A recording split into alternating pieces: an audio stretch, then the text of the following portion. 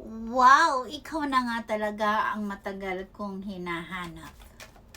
Finally, napadpad ka sa video kong ito dahil maaring ang video ko palang ito ay tumpak na tumpak sa iyong gabay kapalaran. Okay, makinig ka. Saglit lang ito. Kung ma-resonate man ito, take it. Kung hindi naman, leave it. So, ano nga ba ito? Alright, okay. Here we go. Ano ba itong energy na nakikita ko? My darling, ikaw ay naguguluhan ka. Meron kang mga pag-aalinlangan na meron kang pinagwo-worried mo to or nag-aalinlangan ka or marami kang mga iniisip na dito ay nakikita ko na may possibility na meron kang something choices kung sino ba ang pipiliin mo dito sa dalawang taon na ito. Okay, naguguluhan ka. It's about maybe sa relationship ito na hindi mo alam kung sino ba ang pipili mo daw sa kanila.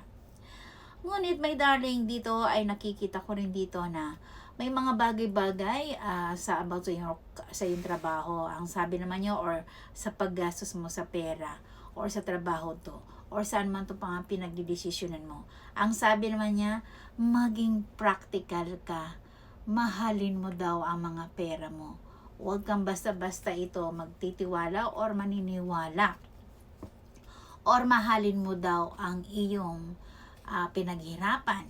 Kasi dito meron kang something na hindi mo to inaasahan na shocking news na ikagugulat mo ito. Okay? Na dito rin, kung ikaw ay naguguluhan ka, marami kang mga iniisip, may possibility naman yung shocking news man. Basta dito, shocking news na maaring good, maaring hindi.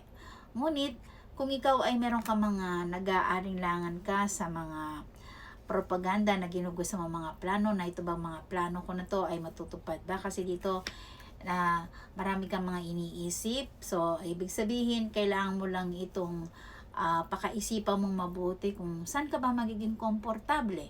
Ano ba itong kung saan ka nagiging okay, doon ka pumunta or yun ang gawin mo. Huwag mong gagawin yung ikaw ay alam mo na ikaw ay hindi ka magiging okay or magiging magulo ang iyong kaisipan. Okay?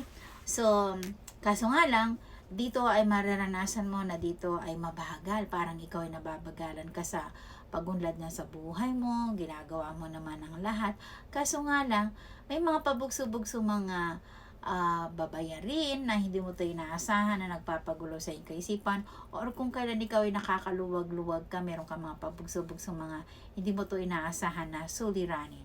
Pero ang sabi naman niya, huwag ka daw mag-alala na dito rin, if ever na, just in case na meron kang something na kung dati-dati ay maganda ang iyong naging buhay, ang iyong trabaho, may possibility na meron kang bagong lilipatan na trabaho to na kailangan mong makipag-communication ka na may mga adjustment or something na kung wala na, merong something nagtapos or nagtampuhan or something na tinapos mo na ito, kailangan mo nang mag-move on ka at tanggapin mo to kung ano tong i-challenge mo sa iyong sarili.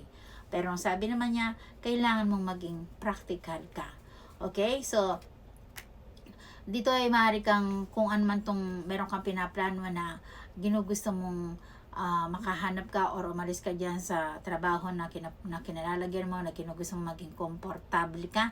Yes na yes. Kaya, huwag ka daw mag-alala kung ano man itong mga gumugulo sa iyong kaisipan na ginugusto magkaroon ka ng wisdom.